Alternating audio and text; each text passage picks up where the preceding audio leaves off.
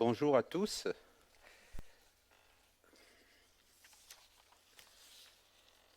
C'est toujours une joie, c'est un privilège de pouvoir annoncer la parole de Dieu. Cela fait un moment que je parle sur le livre d'Exode. Exode, qu'est-ce que c'est que l'Exode? En fait, l'Exode, c'est l'immigration, c'est le départ d'une grande masse populaire. Dans nos temps, nous avons connu l'Exode et nous connaissons actuellement encore l'Exode qui vient du sud, l'Exode encore tout récemment qui revenait du Proche-Orient. Mais l'Exode dont on nous parle ici, celui qui est à l'origine de cet Exode, c'est l'Éternel lui-même.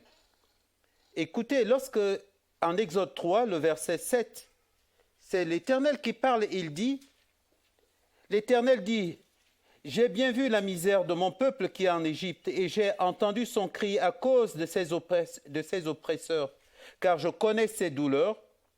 Je suis descendu pour le délivrer de la main des Égyptiens, pour le faire monter de ce pays dans un bon et vaste pays, dans un pays découlant de lait et de miel, dans la région où habitent les Cananéens, les Hittites, les Amoréens, les Phérésiens, les Héviens, les Yébousiens. Maintenant, le cri des Israélites est venu jusqu'à moi, et j'ai vu l'oppression que leur font subir les Égyptiens. Maintenant, va, je t'envoie vers le Pharaon, fais sortir d'Égypte mon peuple, les Israélites. » Exode 3, et ça s'est réalisé plus tard d'une manière concrète en Exode 12. Exode 12 qui est appelé la Pâque de l'Éternel. C'est cette nuit où, comme nous l'avons lu là, ceci a été vraiment merveilleusement résumé à travers ce psaume 136 que notre frère nous a lu, où il fallait badigeonner le sang de l'agneau sur les linteaux des portes. L'ange de l'Éternel qui passait et voyait ces maisons où il n'y avait pas ce sang. Tous les premiers-nés en cette nuit ont été tués. C'est cette nuit, c'est cette même nuit où Israël avait célébré la Pâque. C'est-à-dire, ils ont mangé cet agneau rôti au feu avec du pain sans levain. Alors la parole de Dieu nous dit, leurs reins étaient sains, ils étaient prêts pour cette marche. Et c'est cette même nuit toujours où Israël a dépouillé les Égyptiens et sont partis en hâte.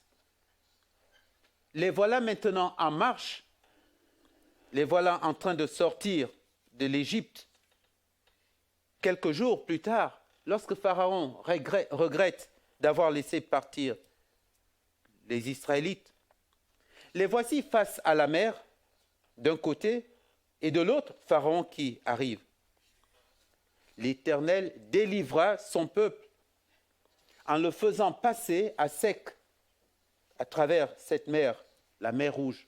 Ce même chemin que les Égyptiens prendront, et les cavaliers, Pharaon et ses chars furent engloutis.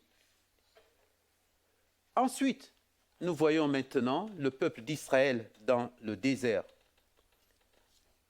Il commence d'abord par louer l'Éternel, par bénir son nom. Plus tard, voici Israël qui crie contre l'Éternel. Pourquoi? Parce qu'il leur manque la nourriture. Il manque de la nourriture. L'Éternel leur donna de la manne et des cailles. Après, Israël crie encore contre Moïse. Israël crie contre l'Éternel. Pourquoi? Parce qu'il manque de l'eau. Et l'Éternel donne à son peuple cette eau. L'eau qui était amère, qui finalement est devenue douce à leur palais. Et là, maintenant, voici encore une autre situation qui se place devant eux. Les voilà face à un ennemi qui est Amalek. Amalek, voici un ennemi ici, la partie que nous avons lue ici nous dit, c'est comme si Amalek s'était mis devant sur le chemin, il s'oppose à ce que Israël continue sa marche dans le désert vers Canaan, là où le Seigneur voulait que Israël soit. Amalek s'oppose à lui. Bien-aimés, je propose, avant de continuer encore, que nous puissions vraiment nous arrêter 2 secondes et remettre encore la prédication de cette parole entre les mains de notre Dieu.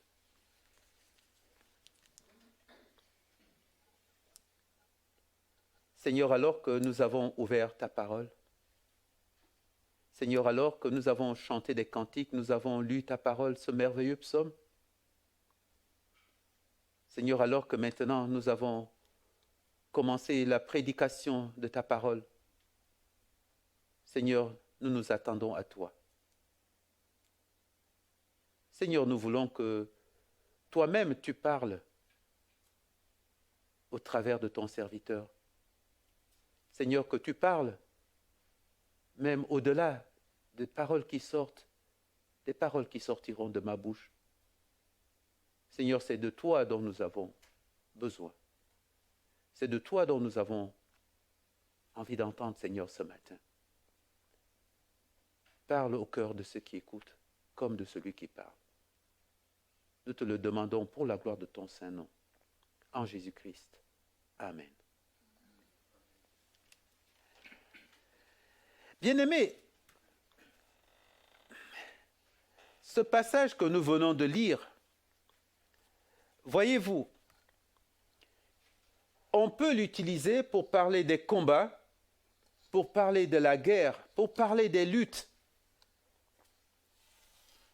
Et ce serait juste, parce que c'est ce qui se passe ici, Israël contre Amalek. C'est d'ailleurs le titre que j'ai donné à ce message, le combat d'Israël. Mais en y réfléchissant, on se rend compte que il ne s'agit pas seulement de cette guerre, de cette lutte physique ici. Il est question d'autre chose et c'est sur cela justement je voudrais ce matin appuyer. Mon message sera sur 2 points. Le premier point ce matin, j'ai envie de parler Israël-Amalek, ou plutôt Amalek-Israël. Je commencerai par Amalek. Qui est Amalek? Amalek est le petit-fils d'Ésaü. Le père, c'est Éliphaz. Amalek est donc de la lignée d'Ésaü.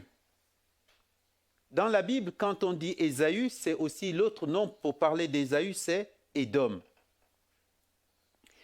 La Bible nous enseigne que Ésaü s'était établi dans les montagnes de Séhir, un peu avant le Horeb. Dans ces montagnes de Séhir, il y avait un peuple qui habitait, c'était des Horiens. Ésaü a envahi les Horiens et il était le maître de ces lieux. La Bible nous enseigne que là, Ésaü était un grand guerrier. Il avait certainement appris les techniques de la guerre dans le désert. C'était des grands guerriers, avant même Israël. Ésaü avait ce qu'on appelle des chefs de famille, qui étaient en fait des chefs de guerre, qui ont régné chacun dans ces contrées à son époque. Des chefs de guerre parmi lesquels se trouve justement Amalek. Mais Jacob et Amalek s'étaient déjà rencontrés. C'est dans Genèse 33. C'était une rencontre qui s'était passée vraiment dans la paix, dans le calme. Parce que Réphidim, là où cette guerre a lieu ici, Réphidim, ça veut dire le lieu de repos. Certes, c'est vrai, Jacob avait peur. Il redoutait de revoir son frère. Parce qu'il savait ce qu'il avait fait à son frère. Mais Jacob avait aussi cette crainte. Parce qu'il savait que son frère était un grand guerrier. La descendance continue et les voilà maintenant avec Amalek ici, un grand guerrier. Mais de l'autre côté, Israël. Israël n'était pas un peuple guerrier. C'était plutôt des bergers. C'était plutôt des gens qui cultivaient la terre. La Bible nous enseigne que Jacob a appris à être berger auprès de son beau-père Laban. C'est là-bas où il a d'ailleurs acquis toutes ses richesses. Mais la Bible ne nous enseigne pas qu'Israël était un peuple guerrier. Dans Exode que nous sommes en train de lire ici, c'est vrai que lorsque Israël est venu par Joseph, vous connaissez l'histoire, ils étaient la bienvenue. Pharaon les a placés dans une partie de l'Égypte qu'on appelle le Gozen, c'est-à-dire là où la terre était fertile, là où ils pouvaient cultiver et élever leurs animaux. Mais à ce moment, là où nous parlons ici, je l'ai lu tout à l'heure, Israël était esclave. Ils n'ont jamais appris à se battre. Ce n'étaient pas des guerriers, c'étaient des hommes faibles, bons cultivateurs, certes, bons bergers, certes, mais pas des guerriers. Voyez-vous ce combat, Amalek qui se dresse ici devant Israël, à vue humaine, on dira que c'est un combat déséquilibré. D'un côté, nous avons des gens qui sont bien entraînés, qui connaissent la guerre, et de l'autre côté, des gens simples qui n'ont jamais appris à se battre. Et lorsque nous lisons ce passage que nous venons de lire tout à l'heure, une chose dont on se rend compte, le combat n'a jamais vraiment eu lieu. Israël n'a vraiment jamais réellement combattu, comme nous l'entendons, Amalek. Parce que qu'est-ce qui se passe ici? Qu'est-ce qui s'est réellement passé ici? Et nous pouvons déjà le voir, parce que lorsque je commencerai déjà par ce qui s'était passé lorsque Israël s'était retrouvé face à la mer, la traversée de la mer Rouge, lorsque Pharaon avait regretté de laisser partir Israël, il les a poursuivis. Et la grande armée de l'époque, c'était justement l'Égypte. Il nous est parlé de ces cavaliers, des chars qu'ils avaient. Face à un peuple qui était en train de fuir. Il n'y a vraiment jamais eu de combat. Il n'y a jamais vraiment eu de combat comme nous l'attendons. On s'attend à ce qu'il y ait l'affrontement ici. Il n'y a jamais eu ce combat. Lisons ensemble, si vous voulez bien. Prenons la Bible, ouvrons la parole de Dieu en Exode 14. Exode 14. Si nous lisons dans Exode 14, les versets 13, les versets 13 et les versets 14, Exode 14, les versets 13 et 14 nous disent ceci. Moïse répondit au peuple, soyez sans crainte, restez en place, voyez comment l'Éternel va vous sauver aujourd'hui, car les Égyptiens que vous voyez aujourd'hui, vous les verrez plus jamais. Et le verset 14, l'Éternel combattra pour vous et vous gardez le silence. Voyez ce que je veux dire ici, c'est que cet affrontement physique dont on pouvait s'attendre ici, en fait finalement pour Pharaon, pour lui il se disait, il va les massacrer. Ce combat n'a vraiment jamais eu lieu. L'Éternel dit même, restez en silence, je combattrai pour vous. Voici le combat alors de l'Éternel. Et cela m'amène au deuxième point qui est l'Éternel combat pour nous. Comment l'Éternel combat pour nous ici? Le passage que nous avons lu tout à l'heure en Exode 17, si nous revenons maintenant en Exode 17, Exode 17, qu'est-ce que l'Éternel dit à Moïse? Exode 17, le passage que nous avons lu tout à l'heure, l'Éternel dit à Moïse, « Toi, voici ce que tu vas faire. » Josué fit ce que l'Éternel dit à Moïse.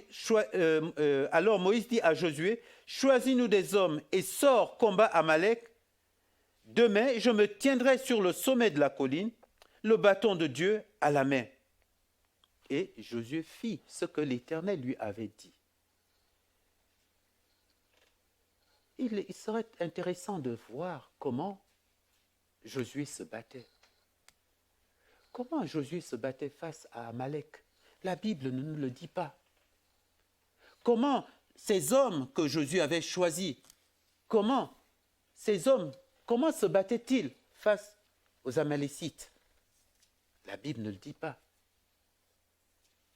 Du moins, nous savons comment Pharaon se battait, comment ses cavaliers se débrouillaient. Nous savons comment Amalek, chef de guerre, lui qui avait appris déjà par son grand-père Ésaü, par Éliphaz, on sait comment il se battait. Mais Israël, comment se battait-il? L'issue de cette bataille, le texte il est facile à comprendre. L'issue de cette bataille, c'était Moïse qui s'était mis sur le sommet de cette montagne avec ses frères Aaron et Hur. Quand il élevait la main, Israël était le plus fort. Quand il était fatigué, Israël était vaincu. Quand Moïse, levait la main, Israël était vainqueur. Et ça, c'était largement suffisant. Bien-aimés, et ça nous montre un peu l'issue de cette bataille, l'issue de ce combat. N'est-ce pas? Les armes que l'Éternel utilise ici, ce ne sont pas les mêmes armes que nous utilisons. Ce ne sont pas les mêmes armes que le monde utilise. Ce ne sont pas les armes de Pharaon. Ce ne sont pas les armes d'Amalek. Ce sont d'autres armes. Quelles sont ces armes? L'arme même par excellence ici, où on voit Moïse lever ses mains. Je voudrais juste attirer encore notre attention sur le fait qu'actuellement, aux études bibliques, nous étudions le livre des Juges. Je ne sais pas si cela vous a un peu surpris. La façon dont les juges que le Seigneur choisit, comment ils délivrent Israël, comment ils délivrent le peuple de Dieu. J'en citerai juste deux. Il y a Shamgar, qui n'est pas très connu.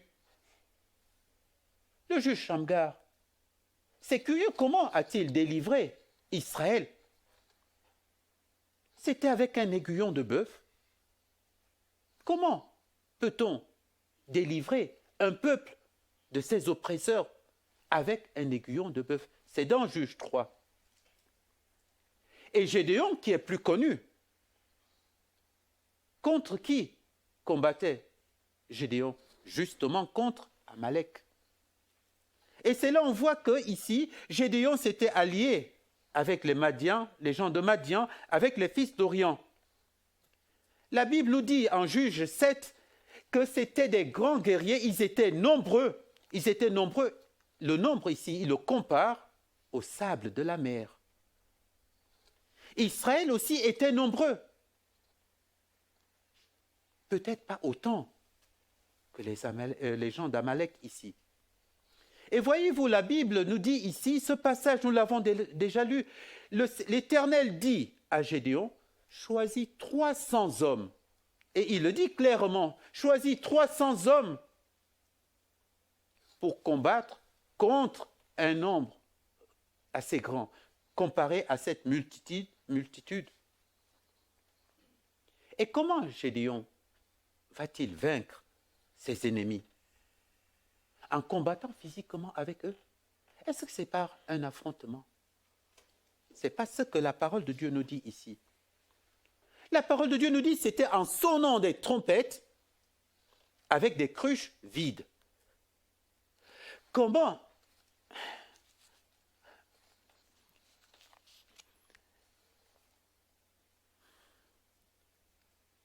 Nous lisons la parole de Dieu, nous écoutons la parole de Dieu, nous méditons la parole de Dieu. Et lorsqu'on nous raconte ce que nous lisons ici en Juge 7, comment comprendre que 300 hommes, aussi habiles soient-ils, en sonnant des trompettes avec des cruches vides, puissent libérer? Je pourrais continuer. Les exemples sont nombreux. La prise de Jéricho, des gens qui marchent pendant une semaine, et le 7e jour qui sonne de la trompette, et voici une ville qui est complètement anéantie, des ennemis. Comment le comprendre, bien-aimés? Car cela vient de l'Éternel. C'est un miracle à nos yeux. Admirable est son conseil. Ce ne sont pas des choses que nous pouvons comprendre, ce ne sont pas des armes, bien-aimés, comme nous pouvons l'entendre ici. Voyez-vous, beaucoup de gens sont partis en guerre, beaucoup de gens ont lutté, ont fait des guerres, et même ont donné des noms à ces guerres. La guerre sainte.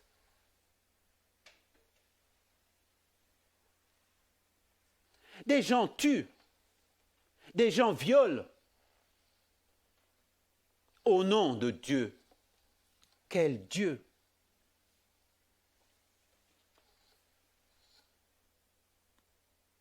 Regardez comment ici, le Dieu que nous servons, le Dieu qui est le nôtre, regardez comment il délivre son peuple. Regardez comment il combat. C'est lui qui combat pour son peuple. Restez là, tenez-vous là et vous allez voir la délivrance. Bien-aimés, ce que je voudrais dire ce matin, le combat d'Israël ici, c'est une histoire qui nous a été rapportée, qui est parlée ici dans la Bible. Et nous pouvons nous le dire à nous-mêmes. Y a-t-il combat dans ta vie? Y a-t-il lutte dans ta vie?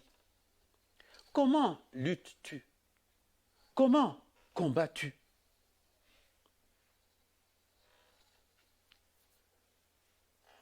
Cela me rappelle Pierre, l'apôtre Pierre.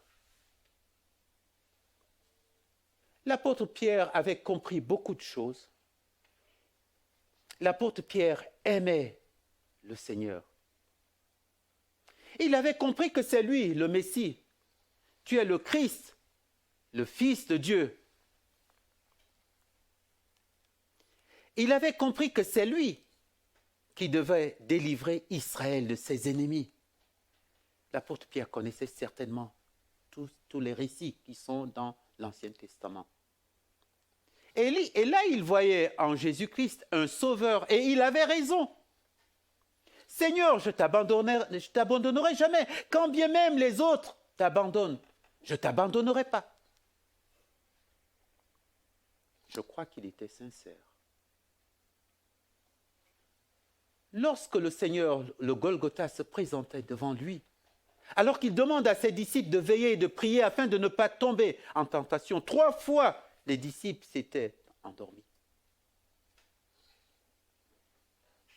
Matthieu 26 nous dit ici, le Seigneur dit ceci, « Levons-nous, levez-vous, allons, car celui qui me livre est proche. »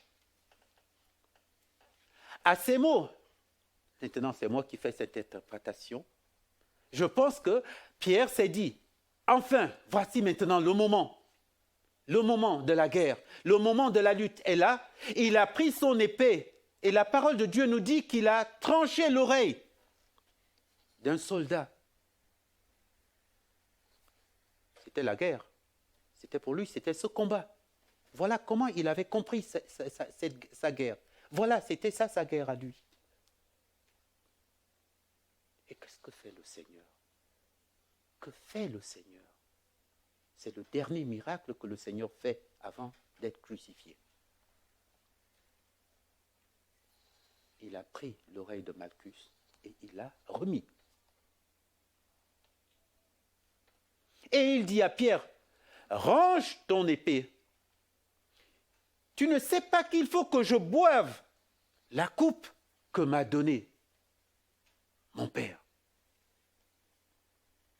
Le Seigneur lui montre ici un combat qui est un autre combat, qui est ici une autre lutte. Quelle est cette lutte, bien-aimés? Quelle est cette lutte ici que le Seigneur fera? Et nous savons ce que le Seigneur fera ici. Le Golgotha se présente devant lui. Jésus-Christ sera crucifié. Et là, c'est là sur cette croix où Jésus-Christ va expier ton forfait, mon forfait, nos forfaits. C'est là sur cette croix où le Seigneur Jésus-Christ va détruire Amalek. Encore une fois maintenant, qui est Amalek?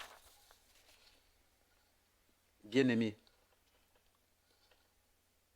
Amalek n'est pas un ennemi extérieur.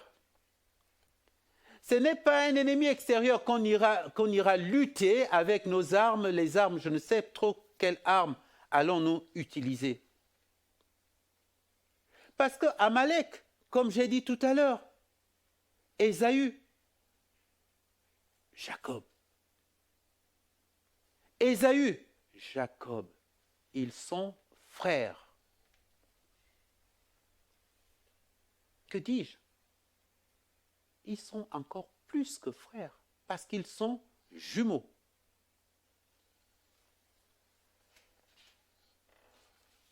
Amalek nous parle de nous-mêmes. C'est-à-dire, c'est quelque chose qui est en nous. C'est quelque chose qui lutte en nous. Permettez-moi de lire Jacques 4. Jacques 4 nous dit ceci. Écoutez bien. Le premier verset. D'où viennent les luttes? D'où viennent les querelles parmi vous? Sinon, de vos passions qui guerroient, c'est-à-dire qui font la guerre dans vos membres. Nous convoitons et vous ne possédez pas. Vous êtes meurtriers et envieux. Vous combattez, vous convoitez et vous ne possédez pas. Amalek s'oppose à Israël. Amalek veut combattre. Il s'oppose au peuple de Dieu. Amalek est l'ennemi héréditaire d'Israël. Amalek est l'ennemi héréditaire d'Israël. Et bien aimé, vous voyez bien ce mot héréditaire. Ce mot héréditaire veut dire quelque chose.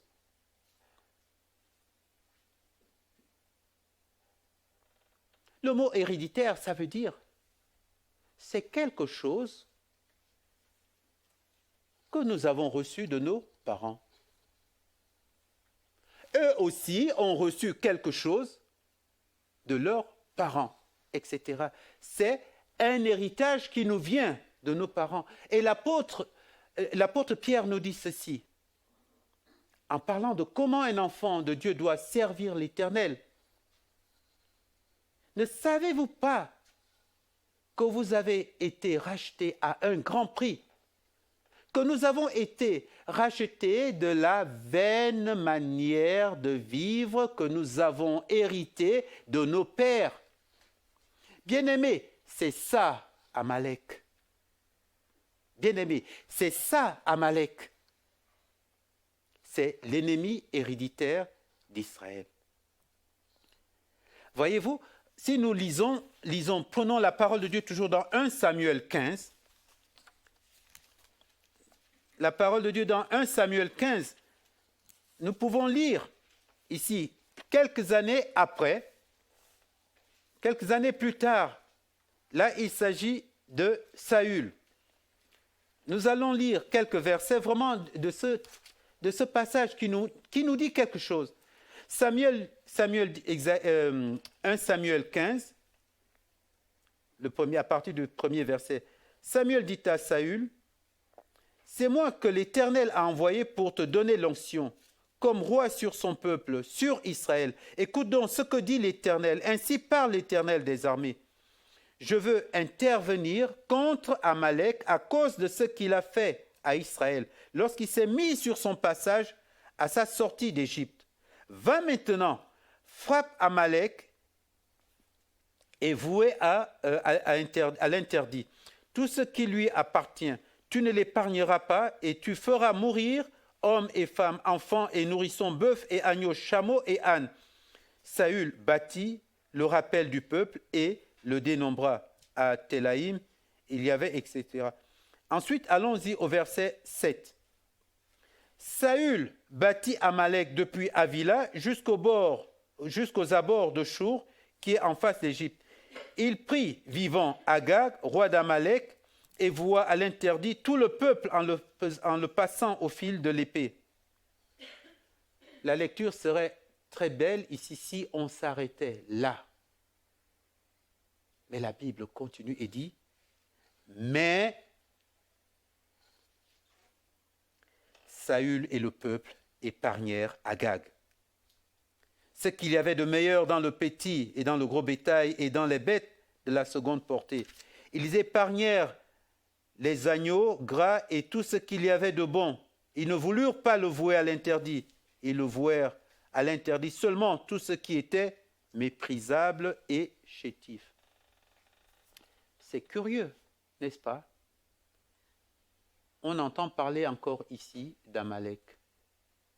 On a entendu parler d'Amalek en Exode 17. En Exode 17, voilà comment Exode 17 se termine. Exode 17 que nous avons lu tout à l'heure. Moïse bâtit un autel et l'appela du nom l'Éternel, mon étendard. Il dit, parce qu'une main s'est élevée contre le trône de l'Éternel, il y aura guerre de l'Éternel contre Amalek de génération en génération. Et tout à l'heure, quand j'ai parlé de Gédéon, c'était déjà un moment après. Qui on voit encore combattre Israël? Amalek. Et là encore, il est question de Samuel ici, qui parle de Saül. Saül qui est le premier roi. Saül, c'est quand même le premier roi d'Israël. Saül qui a vaincu Amalek ici. Bien qu'il ait laissé une partie ici qui était, ce n'est pas ce que l'Éternel lui avait dit ici, de tout vouer, n'est-ce pas? On voit encore apparaître Amalek.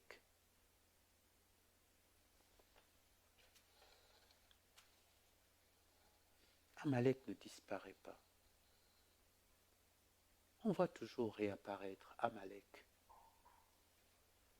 Amalek est anéanti. Amalek apparaît. Amalek est tué. Amalek revient. Bien-aimés, pensez-vous qu'aujourd'hui, en 2021, Amalek est tué? Amalek apparaît-il encore?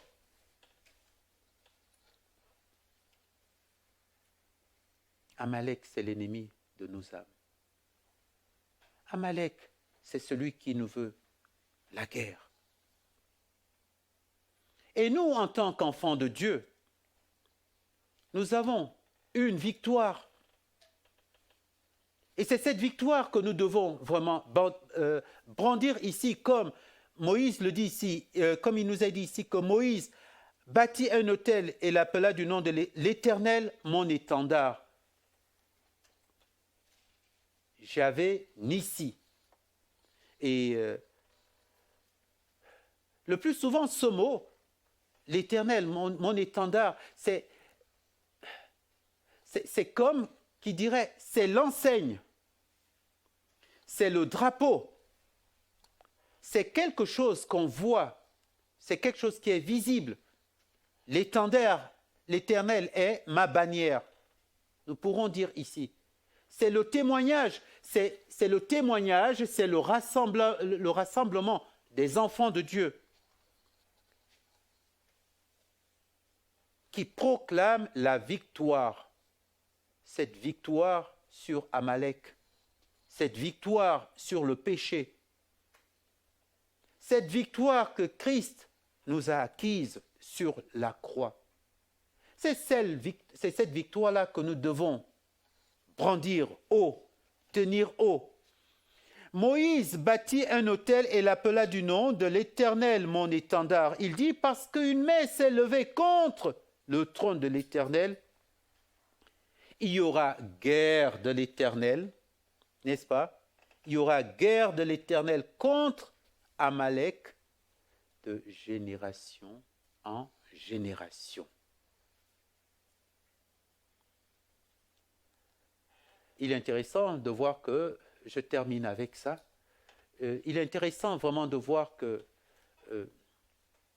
l'écrivain de l'Épître aux Hébreux, après nous avoir présenté les héros de la foi, il commence en Exode 12 en disant, « Nous donc qui sommes en vie... » Je crois qu'il est bien de lire ces passages. Lisons Hébreux 12.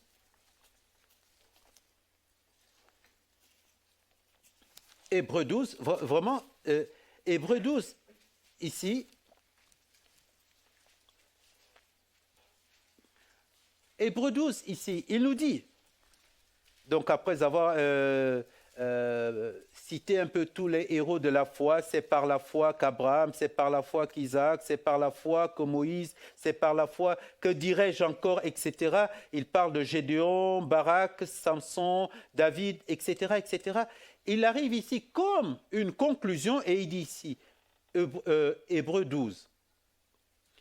Nous donc aussi, puisque nous sommes environnés d'une grande nuée de témoins, rejetons tout fardeau et le péché qui nous enveloppe si facilement et courons avec persévérance l'épreuve qui nous est proposée, les yeux fixés sur Jésus-Christ, qui est l'auteur de la foi et qui l'amène à la perfection. N'est-ce pas? Il nous parle ici, vous avez vu ce qui s'est passé, ce qu'il y a eu dans le passé. Maintenant, puisque nous avons cela comme héritage, puisque nous avons cela, courons en rejetant tout le fardeau. Et ici, avec persévérance, le mot l'épreuve ici, dont il nous est parlé ici, il nous est parlé ici d'une épreuve où nous devons tendre quelque chose, où nous devons dresser quelque chose ici. Dans ma Bible ici, si vous voulez, ce qui est marqué ici au mot épreuve ici c'est en vue de quelque chose qui doit être montré, c'est-à-dire en brandissant cet étendard, en montrant, bien-aimés, que nous sommes vainqueurs, que nous avons vaincu.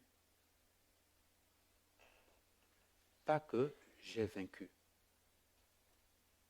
mais parce que Christ a vaincu. Parce que ce qui s'est passé là entre Pierre, le Seigneur Jésus, et le soldat Malchus, ce qui s'est passé après cette mort de Christ, est une victoire qui nous est acquise ici. Et le sujet que nous venons de voir ici nous parle d'une chose. Et ce qui est au centre, bien-aimés, ce qui est au centre, c'est la prière. Ce qui est au centre de ce combat, bien-aimés, c'est la prière. cette façon dont Moïse lève les mains, cette façon dont Moïse, soutenu par Aaron d'un côté, soutenu par Hur de l'autre côté, c'est la prière. Nous prions les uns pour les autres. Nous nous soutenons dans les bonnes choses comme dans les choses plus dures. Nous prions les uns pour les autres. Voici notre combat. Et peut-être, quelqu'un se dirait ce matin, est-ce que je prie? Est-ce que je prie assez? Peut-être, nous sommes comme Josué. On comprend très bien ici, Moïse avait au moins plus de 80 ans lorsqu'il dit qu'il a choisi Josué et ses hommes pour aller combattre. Peut-être, ceux qui sont plus jeunes, prêts à aller au combat, prêts à aller se battre. Contre qui? Contre quoi? Au nom de quel Dieu? Le Seigneur nous montre, à travers cet exemple ici, un combat hautement grand. Un combat qui va au-delà même de ce que nous pouvons penser ou imaginer.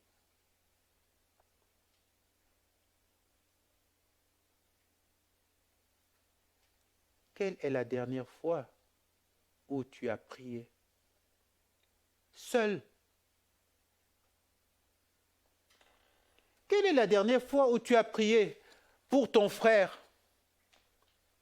Quelle est la dernière fois où tu as prié pour ta sœur? Ton frère ou ta sœur qui est dans le besoin, peut-être en es-tu conscient du besoin de ton frère, du besoin de ta sœur? Et le Seigneur Jésus-Christ nous donne ici un exemple, un modèle de prière. N'est-ce pas? Il nous dit comment est l'enfant de Dieu. Et l'image qu'il nous donne ici, à travers ce que l'apôtre Paul, ce que nous avons lu tout à l'heure en Éphésiens 8, n'est-ce pas? Lorsque nous voyons comment est l'enfant de Dieu, comment le Seigneur lui-même qualifie ceci dans la prière, en parlant de ces armes qui sont les armes de Dieu. Nous ne voyons pas ces choses comme ça. C'est curieux parce qu'il nous dit ici la vérité comme ceinture, la justice comme cuirasse, et comme chaussure, c'est l'évangile de la paix. Qu'ils sont beaux sur les montagnes, ceux qui annoncent la parole de Dieu. Et le bouclier comme la foi. Et l'épée de l'esprit ici comme casque. L'épée de l'esprit qui est la parole de Dieu. C'est curieux de voir comment le Seigneur voit son enfant. Dans ces termes vraiment, dans ces termes qui sont ici des termes guerriers. Je les ai relevés, cuirasse, chaussures, bouclier, casque, épée. Il y a un combat.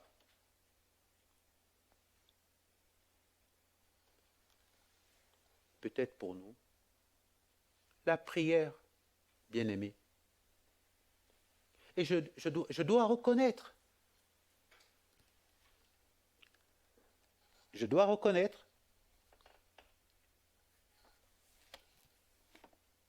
que souvent il m'arrive de prier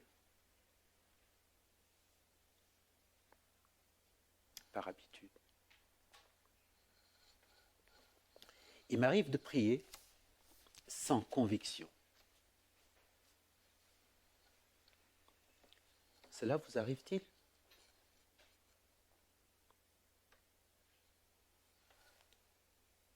Considérez ce passage que nous venons de voir.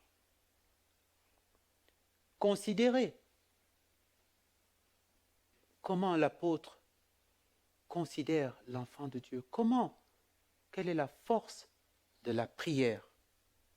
Quelle est la force que nous avons lorsque nous prions?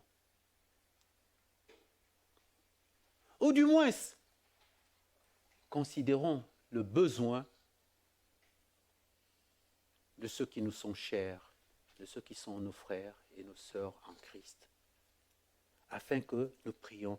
La parole de Dieu, j'ai cité tout à l'heure Jacques, il nous a dit aussi que, en parlant d'Élie, il nous a dit ici que Élie était un homme de la même nature que nous. Et il a prié. Et le Seigneur a délivré. Bien-aimés, je vous ai peut-être déçus ce matin. On s'attendait à une guerre. On s'attendait à une bataille. Une bataille contre qui? Contre quoi? La bataille qui est le combat du chrétien ici. C'est une bataille où le Seigneur nous demande de prier. Restez là, et c'est en lui que nous avons cette délivrance. C'est lui qui nous délivre. Aussi vrai que c'est lui qui a délivré son peuple en le faisant traverser la mer Rouge. C'est lui qui a délivré son peuple en lui donnant de la nourriture dans le désert. C'est lui qui a délivré son peuple en lui donnant de l'eau dans le désert. Pourquoi? Comme nous l'avons entendu tout à l'heure, et nous pouvons répondre, pourquoi? Car sa miséricorde dure à toujours. Et nous aussi, ce matin, nous pouvons être encouragés dans nos prières. Nous pouvons être encouragés lorsque nous louons le Seigneur. Nous pouvons être encouragés lorsque nous sommes peut-être fatigués, sachant que l'Éternel est là, sachant que au sommet de cette colline se trouve Moïse. Sur le sommet de cette colline, d'un côté, Aaron est là, qui prie pour nous. Que sur le sommet de cette colline, Hur est là, qui prie pour nous. Derrière Aaron, Hur et tout ça, je voudrais parler maintenant des frères et des sœurs qui prient les uns pour les autres. Je parle de notre Église. Pourquoi? Car sa miséricorde dure à toujours. La prière fervente du juste est d'une grande efficacité. Que le Seigneur bénisse sa parole dans nos cœurs. Amen.